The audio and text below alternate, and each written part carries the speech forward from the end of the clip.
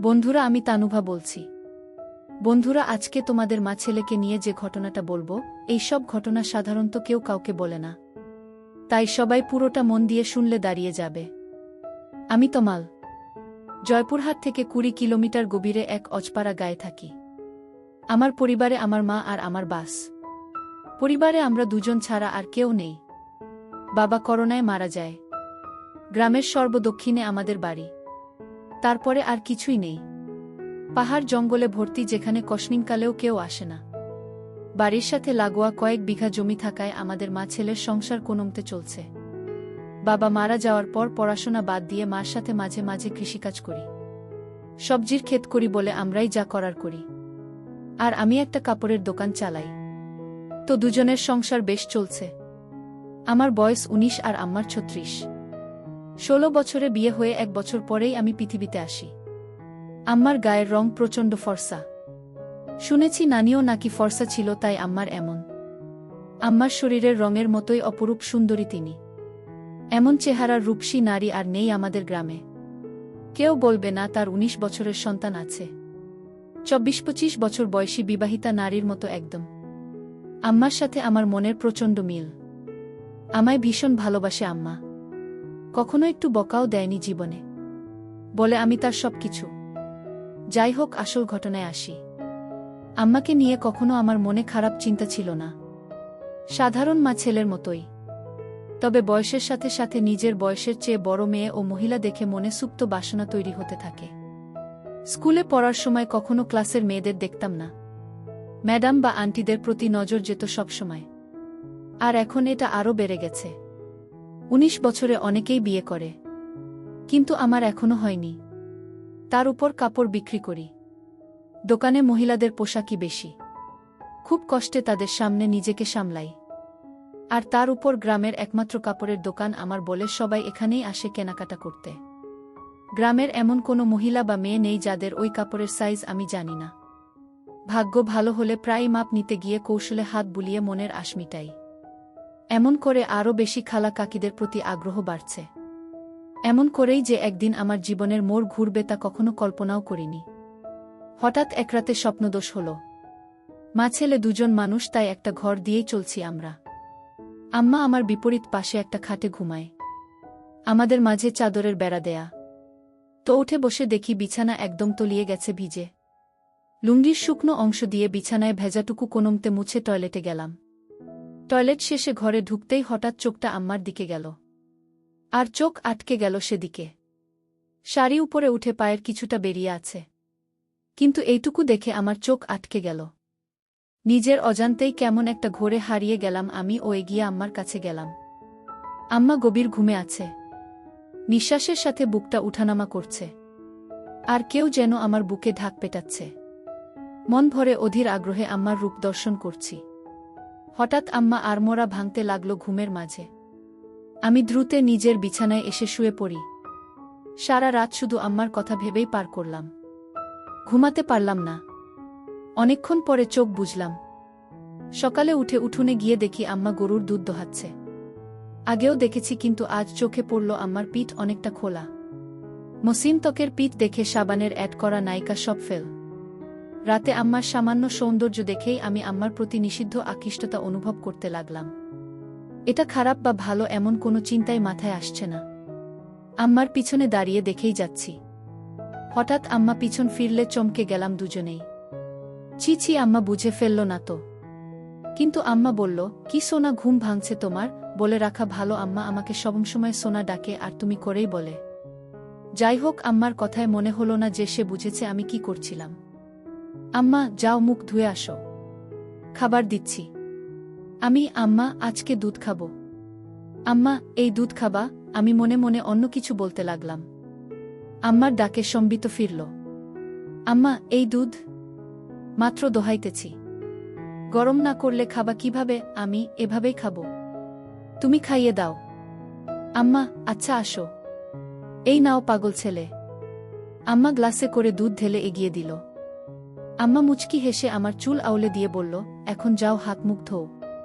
খাইতে দিব। আমি হাত মুখ ধুয়ে খেতে আসলাম। এসেই বলি, আজ আমাকে খাওয়ায় দাও। আম্মা অবাক হয়ে বলল, আজ কি হয়েছে তোমার? আমি কেন খাওয়াই দিতে পারবা না? আম্মা, আমি কি তা বলছি নাকি? আমি তাহলে এমন জিজ্ঞেস করো কেন? আম্মা, আচ্ছা বাবা, রাগ করো না, আসো খাওয়াই দেই।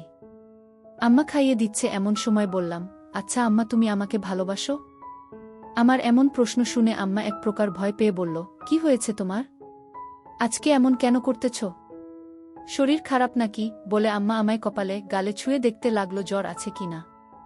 আমি, আরে কিছু হয়নি, জিজ্ঞেস করতে মন চাইল। আম্মা, তুমি ছাড়া আমার জীবনে আর কেউ আছে নাকি? তোমাকে নিয়েই আমার সব, আমার প্রাণ তুমি। নিজের জীবন থেকেও তোমায় বেশি ভালোবাসি সোনা। কিন্তু হঠাৎ এসব কেন জানতে চাইতেছ? আমি, আম্মা, তুমি আব্বা মারা যাওয়ার পর থেকে আর আগের মতো নাই। সাজো না, নতুন কিছু পরো না, আমার এইসব ভালো লাগে না। আম্মা নিরাশ হয়ে বলল, বাবারে, স্বামী মারা গেলে কোনো নারীর অস্তিত্ব থাকে না। তুমি আমার জীবনে আছো দেখে বেঁচে আছি, নইলে কবেই মরে যেতাম। আমি বাবাকে ভীষণ ভালোবাসতে, তাই না আম্মা? সব স্ত্রী তার স্বামীকে ভালোবাসে, আমিও বাসতাম। কিন্তু আমাকে বাসনা তার প্রমাণ দিয়েই দিলে। আমার পছন্দ তুমি সেজেগুজে থাকো, কিন্তু তুমি তা করো না। আমায় ভালোবাসলে এমন করতে না। তুমি খুশি থাকো, তা চাই আমি। তুমি একটা বিয়ে করো, আবার সুখের সংসার করো, তাহলে জীবনটা ভালো কাটবে। কেন এসব বললাম নিজেও জানি না, মনে এলো আর বলে দিলাম। আমার কথা শেষ হতে না হতেই ঠাস করে একটা চড় পড়ল আমার গালে। আমি ব্যথার চেয়ে অবাক হয়েছি। আমার জ্ঞান হবার পর কখনো আমাকে কেউ মারেনি। মার দূরে থাক, কখনো চোখ রাঙিয়ে কথাও বলে না। কিন্তু আজ এতই রাগ হলো যে মার খেলাম। আম্মার চোখ লাল হয়ে আছে, কাঁদতে কাঁদতে বলল, নিজের বাবা মরে গেছে বলে মাকে অন্যের বিছানায় দিতে চাও? বোঝা হয়ে গেছি আমি, তাই না? আমাকে খাওয়াতে পড়াতে কষ্ট হচ্ছে, আমি চলে যাব, চিন্তা করো না। বলেই উঠে চলে গেল আম্মা ও নিজের বিছানায় শুয়ে কাঁদতে লাগল। আমি উঠে তার কাছে গিয়ে হাজারো বার বোঝানোর চেষ্টা করলাম, কিন্তু আমার কোনো কথাই শুনল না। আম্মা, এখন আমার চোখের সামনে থেকে যাও। আমি আম্মার কথায় ভয় পেয়ে যাই, বের হয়ে যাই দোকানের উদ্দেশ্যে। রাতেও কথা বলল না, যে যার মতো শুয়ে পড়ি। হঠাৎ ঘুমের মধ্যে গালে নরম ছোঁয়া পেয়ে উঠে পড়ি। দেখি আম্মা আমার সামনে বিছানায় বসে। উঠে আমি সামনে বসতেই আম্মা চোখ জ্বলজ্বলে করে আমার গালে হাত বুলিয়ে বলল, ব্যথা করছে তাই না? আমাকে মা করে দাও আম্মা, আর কখনো বলবো না এসব। তুমি আমার কাছে মোটেও বোঝা না। আমি ভেবেছি হয়তো তোমার ভালো হবে, কিন্তু তুমি কষ্ট পাবে জানতাম না। আমায় মাফ করে দাও। আম্মার সাথে সাথে আমায় বুকে টেনে নিল ও বলল, সোনারে, আমি তোমায় ভীষণ ভালোবাসি। তোমায় ছেড়ে কারো সংসারে গিয়ে নিজের সুখ চাই না। তোমার বাবার পরে তুমিই আমার একমাত্র সম্বল। আর কখনো এমন বলো না সোনা। আমি আর কখনো বলবো না আম্মা। আমার উপর আর রাগ করে থেকো না। এবার মনের কষ্ট ও ভয় দূর হলে আমি মার সৌন্দর্যের উপর আবার আকৃষ্ট হলাম। পরদিন বিকালে বাড়ি ফিরেই আমি চমকে উঠলাম। আম্মার পরনে একটা সবুজ শাড়ি আর হলুদ ব্লাউজ পরায় চমৎকার মানিয়েছে, একদম সরষি ললনা লাগছে। আমায় দেখে মুচকি হেসে বলল, এখন ঠিক আছে তো? তুমি সত্যি আমার জন্য নতুন শাড়ি পরেছ আম্মা? নইলে কি অন্য কেউ আছে আমার? আমি খুশিতে আম্মাকে জড়িয়ে ধরি। আম্মাও সাড়া দিল। আম্মা, তুমি আমার জান। তোমার খুশি আমার খুশি। তুমি নতুন নতুন সাজবে, তা আমার খুব ভালো লাগে। আম্মা, বুঝেছি। তোমাকে এখন সুন্দরী একটা মেয়ে দেখে বিয়ে দিতে হবে। আমি আর কখনো বিয়ের কথা আনবে না। আম্মা, সে কি? বিয়ে কেন করবে না? আমি শুধু তোমায় নিয়েই থাকব। আম্মা, আরে পাগল, আমি তো থাকবই। বিয়ে করতে তাতে সমস্যা কোথায়? আমার আর তোমার মাঝে অন্য কেউ আসতে পারবে না। আমি চাই না আমাদের মাঝে কেউ আসুক। আর কখনো বিয়ের কথা বলবে না। তুমি ছাড়া আর কাউকে নিয়ে আমি সংসার করতে চাই না। আম্মা আমার কথা মা ছেলের মমতাময় ভাব বুঝেছে, কিন্তু তা ছাপিয়েও যে আমি তার মন প্রাণ সব পাওয়াটা ভাবছি তা তো সে জানে না। আম্মা, আচ্ছা বাবা, আর বলবো না। আম্মা কিছুক্ষণ আমায় চেয়ে দেখল ও বলল, আচ্ছা যাই হোক। বললে না তো আমায় কেমন লাগছে? একদম পরি লাগছে। তোমার মতো সুন্দরী এই দুনিয়ায় কেউ নেই। আম্মা লজ্জা পেয়ে বলল, আহ দুষ্টু, খালি মজা করো। আমি সত্যি বলছি আমি। বিশ্বাস করো। আম্মা, আচ্ছা আচ্ছা হয়েছে। এখন যাও গোসল করে আসো। আমি পুকুরে গেলাম গোসল করতে। বাড়িতেই পুকুর আমাদের ঘরের পাশে। আমি গোসল করে গা মুছে সেই হালকা ভেজা গামছা পরেই এসে আম্মার সামনে দাঁড়িয়ে বললাম, ভিতর থেকে লুঙ্গি এনে দাও না আম্মা। হঠাৎ আম্মার চোখ খেয়াল করলাম আমার গামছার দিকে। নিচে তাকিয়ে দেখি আমার ওটা স্পষ্ট আকার বোঝা যাচ্ছে। তার মানে কি আম্মা তাই দেখছিল? আমি মেলাতে পারলাম না। সেদিন রাতে হঠাৎ ঘুম ভাঙল একটা অদ্ভুত শব্দে। উঠে ভাবলাম আম্মার কাছে দেখি বিছানায় নেই আম্মা। দরজা খোলা। হয়তো বাহিরে কোনো সমস্যা হয়েছে কিনা ভেবেই তড়িঘড়ি করে বাহিরে গেলাম। আম্মাকে ডাক দিলাম কিন্তু সাড়া নেই। হঠাৎ একটা শব্দ এলো গোসলখানা থেকে। পুকুরে গোসল করে আম্মা। তবে মাঝে মাঝে গোসলখানায়ও করে। তাই সেখানে এগিয়ে গেলাম দেখতে শব্দ খুঁজে। এগিয়ে যেতেই শব্দ বাড়ছে। হঠাৎ শব্দটা কেমন অদ্ভুত হলো। বুঝতে পারছি না এমন শব্দ কিসের জন্য করছে আম্মা। এগিয়ে গোসলখানার কাছাকাছি যেতেই পর্দার ফাঁকে যা দেখতে পেলাম তা আম্মার প্রতি আমার ধারণাই পাল্টে দিল। গোসলখানার দরজা নেই। পর্দা লাগানো বলে সব দেখছি কিন্তু আম্মা জানেই না। আম্মা টিউবওয়েলের চোখা অংশের উপর বসে আজব কাজ করছে। শাড়ি পরা বলে তা দেখা যাচ্ছে না, কিন্তু বোঝা যাচ্ছে। কাজ সেরে আম্মা টিউবওয়েল থেকে নেমে গেলে আমি চুপি পায়ে ঘরে এসে শুয়ে পড়ি। চোখ বুজে হালকা খুলে দরজায় নজর রাখি ঘুমের ভান করে, আর লুঙ্গি তুলে রাখি যেন দেখা না গেলেও আম্মার কৌতূহল বাড়ে। আম্মা ঘরে ঢুকল। দরজা আটকেই আমার বিছানার কাছে এসে দাঁড়াল। সে দাঁড়িয়ে থাকায় তার চোখে বাহির থেকে জানালার ফাঁক দিয়ে আসা চাঁদের আলোয় স্পষ্ট দৃষ্টি আমায় গিলে খাচ্ছে। ঘুমের মাঝে আমি আড়মোড়া ভাঙার ভান করলাম।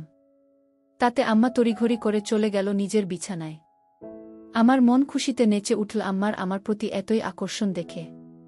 কখন যে আম্মার কথা ভাবতে ভাবতে ঘুমিয়ে গেলাম বলতেও পারি না। সকালে ঘুম ভাঙতেই উঠে দেখি আম্মা এখনো ঘুমিয়ে আছে। কিন্তু অবাক করা বিষয় দেখি মাঝখানের চাদরটা সরিয়ে রাখা। আম্মাকে দেখে চোখ আটকে গেল। আমি আম্মাকে ডাকলাম, আম্মা উঠো। সকাল হয়ে গেছে তো। আজকে এতই সকাল হয়ে গেল উঠুনি যে? আম্মা ঘুম থেকে চোখ মেলে উঠে বসল। কিন্তু সামান্য বিচলিত নয় আমায় দেখে যে তার কাপড় ঠিক নেই। স্বাভাবিক গতিতেই কাপড় ঠিক করে বিছানা থেকে নামল। আমি, এতই দেরি যে? ক্লান্ত নাকি আম্মা? পরিশ্রম করা হয়েছে খুব তো, তাই ক্লান্ত। এখন ভালো লাগছে। আমি মনে মনে বললাম, কি পরিশ্রম তা তো জানি। এই চাদর সরানো যে? আম্মা, আমি সরিয়েছি। ঘরে আমরা ছাড়া কেউ নেই তো চাদর রেখে কি হবে? আর যে গরম পড়েছে, এভাবে চাদর থাকলে আলো বাতাস চলাফেরা করে না। আম্মার যুক্তি শুনে মুচকি হাসলাম মনে মনে। আম্মা, তোমার খিদে লেগেছে তাই না? তুমি হাত মুখ ধুয়ে আসো। না, আগে গোসল করব, তারপর খাবো বলেই আমি পুকুরে গেলাম। আজ গামছাও নিলাম না। গোসল করে ভেজা কাক হয়ে এলাম আম্মার কাছে। আগের দিন তো হালকা ভেজা গামছায় এতই ভালো বোঝা যায়নি, কিন্তু আজ একদম ভিজে গায়ে সেটে আছে লুঙ্গি। আম্মার দৃষ্টি আমার উপরেই, আর চোখে গিলে খাচ্ছে। জিভে যেন জল এসে গেছে এমন করে তাকিয়ে আছে। আমার বেশ ভালো লাগছে তা দেখে। আম্মা ভিতর থেকে গামছা লুঙ্গি এনে দিল ও যতক্ষণ আমার মোছা শেষে লুঙ্গি না পরলাম সে লুকিয়ে দেখেই চলল। হঠাৎ আম্মা বলল, তুমি একটু বসো, আমিও গোসল করে আসি। আজকে গরম লাগছে, এসে খাইয়ে দিব তোমায়। আমি ভাবলাম ভালোবাসা দেখাতে খাইয়ে দিবে, কিন্তু আরও কিছু অপেক্ষা করছে তা বুঝিনি। আম্মা যে গোসল করতে না, শুধু শরীর ভেজাতে পুকুরে গেছিল তা বুঝতে বাকি রইল না। 2 মিনিটেই ফিরে এলো আম্মা ভেজা শরীরে। আগেও দেখেছি এমন ভেজা শরীরে, কিন্তু আজ আমাকে দেখাতে যে আম্মা ভেজা শরীরে এসেছে তা আমি জানি। হঠাৎই আম্মা এগিয়ে এসে বলল, বাবু আমার হুকটা খুলে দাও তো। ইস, ব্লাউজটা আর চলবে না মনে হয়। আমিও সুযোগ পেয়ে বলে বসলাম, ছেলের কাপড়ের দোকান, আর তুমি কিনা একই জিনিস নিয়ে পড়ে আছো। নতুন নিয়ে নাও, তাহলেই তো হয়। দোকানে গিয়ে নিয়ে এসো পছন্দ করে যেটা ভালো লাগে। আম্মা, ইস, ছেলের দোকান, তাহলে যেয়ে আনতে হবে কেন? ছেলে আনতে পারে না? কষ্ট করে বাজারে দৌড়ঝাঁপ করাবে নাকি? আচ্ছা বাবা, সব পাঠিয়ে দিব, তুমি পছন্দ করে নিও। ইচ্ছে করেই বললাম যেন আরও গভীর হওয়া যায়। আম্মা, পাঠাবে মানে? আমি ফেরিওয়ালা কাকির কাছে পাঠিয়ে দিব। আম্মা, বাহিরের মানুষের সামনে পছন্দ করতে পারবো না। আমি তো জানি না ওসব সাইজ টাইজ। তাছাড়া আমার সামনে এসব সমস্যা হবে না। আম্মা, তোমাকে কে বলল সমস্যা হবে? দোকানদার হয়েছ, খদ্দেরকে কাপড় দেখাবে। কি সব বলছো বলো তো? দোকানেও কি এমন করো? আচ্ছা বাবা, ভুল হয়েছে। আমি নিয়ে আসব সবগুলো। তোমার পছন্দমতো সাইজ বুঝে নিও। আম্মা, সব কেন আনবে? আমার সাইজেরগুলোই আনবে শুধু। রং আমি বেছে নিব। সাইজ 34। মনে থাকবে তো? আমি আম্মার দিকে হা করে তাকিয়ে আছি। আম্মা এতইটাই আমার উপর ফিদা যে উঠে পড়ে লাজলজ্জা সংকোচ ভুলে আমায় সব জানিয়ে দিচ্ছে। আমি প্রচণ্ড খুশি ও অবাকও হলাম যে আম্মা খুব গতিতে চলছে। সারাদিন আম্মার কথা ভেবেই দিন পার করলাম। দোকান বন্ধ করার সময় বেছে বেছে বড় গলাওয়ালা কয়েকটা নিলাম। দোকান থেকে বের হয়েই সোজা বাসায় পৌঁছে যাই। গিয়ে দেখি আম্মা খেতে কাজ করছে। আমিও গেলাম সেখানে। কিন্তু গা মেখে গেছে ধুলোবালি ও কাদা দিয়ে। আজ কেমন অদ্ভুত লাগছে। এমন করে কাদা মাখামাখি হয় না কখনো। বাড়ির ভিতরে ঢুকতে ঢুকতে বললাম, তুমি তো কাদা দিয়ে মেখে গেছ। শাড়ি পুরো মেখে গেছে। আম্মা, কি করব বলো? একসেট হয়ে তো কাজ করা যাবে না, তাই না? আমি অবাক হয়ে গেলাম আম্মার কথা শুনে। আম্মার দিকে হুট করে তাকাতেই আম্মা হেসে দিল। সাথে আমিও হেসে দিই। ধীরে ধীরে কেমন একটা ঘুলে মিলে যাচ্ছি দুজনে। সবজির ডালা রাখার পরে আম্মা বলল, আমার জিনিস আনছো? আমি পরে দেখো, সাইজে না হলে পাল্টায় আনব। আম্মা বলল, সাইজ হবে। বিশ্বাস আছে তোমার উপর। বলেই মুচকি হেসে চলে গেল ঘরে। আমি বাহিরে দাঁড়ানো। একটু পরেই আম্মা ডাক দিল। ভিতরে যেতে যেতে ভাবলাম মজার কিছু হবে। কিন্তু আম্মা আমায় হতাশ করল। আম্মার হাতে একটা হলুদ শাড়ি গামছা। আম্মা, তুমি একটু বসো, আমি গোসল করে আসি। বলেই আম্মা পুকুরে চলে গেল। কিছু না ভেবেই চলে গেলাম একটু পরেই পুকুরের কাছে। ঝোপঝাড়ে গিয়ে দাঁড়িয়ে উকি মারতেই চোখ কপালে উঠে গেল। আহ, কি সুন্দর লাগছে, বলা বোঝানো যাবে না। হঠাৎ একটা পিঁপড়া কামড় দিলে আচমকায় মুখ থেকে অস্ফুট বাঁকে উহ শব্দ হয়ে গেল আর ঝোপঝাড় একটু নড়ে গেল। আম্মা একটু চমকে এদিকে তাকালো ও দেখতে লাগলো এদিকে। পরক্ষণেই আমায় অবাক করে দিয়ে আম্মার মুখে একটা মুচকি হাসি দেখতে পেলাম। মাথায় ঢুকল না আম্মা কি আমায় দেখেই ফেলেছে কিনা। হঠাৎ নিচে পায়ের দিকে তাকিয়েই দেখি আমার শরীর পুরোটাই আম্মার দিক থেকে দেখা যাচ্ছে। আমি প্রচণ্ড লজ্জা পেলাম ধরা পড়ে। কিন্তু আম্মা তো আমায় ধরা পড়তে দেয়নি দেখে খুব ভালো লাগলো।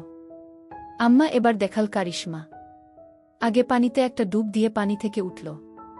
তখনই আমায় আকাশ থেকে ফেলে আম্মা অকল্পনীয় কাজ করল। ডাঙায় উঠে দাঁড়িয়ে আগে আমার দিকে তাকিয়ে একটা অদ্ভুত মুচকি হাসি দিল। এই প্রথম আমার আম্মার এই রূপ দেখে আমি হতবাক। আমি দ্রুত ঘরের সামনে চলে যাই ও দরজায় বসে থাকি। তখন আম্মা এলো আবার অবাক করে। আমার সামনে এসে দাঁড়িয়ে মুচকি হেসে বলল, খিদে লেগেছে সোনা? হ্যাঁ আম্মা। তোমার এতই সময় লাগলো যে? আম্মা, তুমি জানো না বুঝি?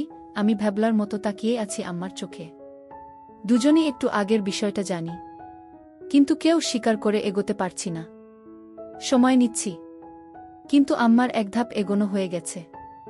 আমার দিকে এক প্রকার এগিয়ে এসে বলল, কি দেখছো সোনা? আমিও লজ্জা সংকোচ কাটিয়ে বলি, তোমার জন্য এনেছি, ওগুলো পরলে ভালোই লাগবে। আম্মার মুখে মারাত্মক একটা হাসি এনে বলল, কেন, এগুলো ভালো লাগে না আমায়? ভালো লাগে, কিন্তু আমি যা এনেছি তা এর চেয়েও সুন্দর। মানাবে? আম্মা, বেশ নজর রাখছো দেখছি আম্মার উপর। আম্মা আমায় সুযোগ দিচ্ছে। আমি তা ভেস্তে দিলাম না। বললাম, আমার খদ্দের তুমি। কোনোটাই কেমন লাগবে তা আমার দেখা দায়িত্ব। আম্মা চোখ পাকিয়ে বলল, তাই? তাহলে তো গ্রামের সব মেয়ে মহিলার দিকে দেখা হয়ে গেছে। আমি হকচকিয়ে গেলাম। কথা সত্যি, কিন্তু বুঝলাম আম্মার খানিকটা জ্বলন হচ্ছে। তাই আরেকটু জ্বালাতে বললাম, সবাইকে কি আর দেখব? যার জন্য সাধারণ ভাবনায় যা দেখা লাগে তাই দেখি। টাকা দেয় ভালো জিনিস দিতে, বুঝে শুনে ভালোটাই দিই। আমিও কি সবার কাতারে পড়ি? আমাকেও কি টাকা দিতে হবে? আমি মুচকি হেসে বললাম, যদি খদ্দের হয়েই থাকো তাহলে দিবে টাকা। আম্মার অধিকারে নেওয়া পাপ। তুমি কি হিসেবে চাও? ঢিল মেরেছি। এবার ঘুঘু ধরা নিজেই পড়তে চায়। তাই ঢিল নিজেই গায়ে লাগাচ্ছে। আম্মা, তা দেখা যাবে। তুমি বসো। বলেই আম্মা ভেজা শরীর নিয়ে ঘরে চলে গেল। কিন্তু দরজা খোলাই আছে। কখনো এমন করেনি, কিন্তু আজ করেছে। 2 মিনিট পরেই আম্মার হঠাৎ ডাকে ভয় পেলাম। ভাবিনি এতই তাড়াতাড়ি ডাকবে, কারণ এতই তাড়াতাড়ি কাপড় পরা হয় না। তাহলে ডাকলো কেন? আমি ভিতরে আসব? আম্মা, হ্যাঁ এসো। আমি মন ফুরফুরে করে এগিয়ে ঘরে ঢুকেই চোখ জ্বর হয়ে গেল। আমার মনে ঝড় উঠে গেল আম্মার আমার প্রতি এতই সদয় দেখে। আম্মা আমায় নিজে থেকে দেখাচ্ছে বলে গর্বে বুকটা ভরে গেল। আমি আম্মার সামনে গিয়েই তো হয়ে দাঁড়িয়ে আছি। এমন সময় আম্মা গলা কেশে বলল, কি হলো দোকানদার? মাপ ঠিকই তো এনেছ দেখছি। এতই ভালো মাপ কি করে আনলে? আমিও আমার সামনে খদ্দেরদের সাথে যেভাবে কথা বলি সেরকম বললাম, এত বছর ধরে ব্যবসা করি। জানবো না আম্মা, অন্যদের তো মাপ নিতে হয়। আমার লাগলো না যে আমি, তোমার কি অন্যের সাথে যায়? তুমি আমার সামনে সব সময় থাকো। আগাগোড়া সবই তো দেখা আছে। কথাটা আচমকা বলেই ফেললাম, যদিও এখনই বলতে চাইনি। কিন্তু আম্মার মুখে তা শুনে দুষ্টু হাসি। আম্মা, যাক, ভালোই এনেছে। আমি, তোমার গায়ে ফিট হয়েছে তো? কোনো সমস্যা হলে বলো, অন্য সাইজ আনবে তাহলে। আম্মা, একদম ঠিক আছে, কিন্তু একটা জিনিস বলা দরকার। আমি, কি বলো বলো? আম্মার উত্তেজনা দেখে আম্মা হেসে দিল মুখে হাত দিয়ে। আমিও সামলে লজ্জা পেয়ে বললাম, কি জিনিস আম্মা? আরে কোনো সমস্যা না, একদম মাপমতন হয়েছে। কিন্তু আমার আরেকটা টাইট পরার ইচ্ছা। মাপও তো তুমি জানোই, তবুও একবার মাপ নিয়ে নাও। আমি আম্মার আমার প্রতি এতই আহ্বান দেখে মুগ্ধ। আম্মা তার গায়ে ছোঁয়ার সুযোগ করে দিচ্ছে। আমি এতই মুগ্ধ যে তাকিয়ে আছি।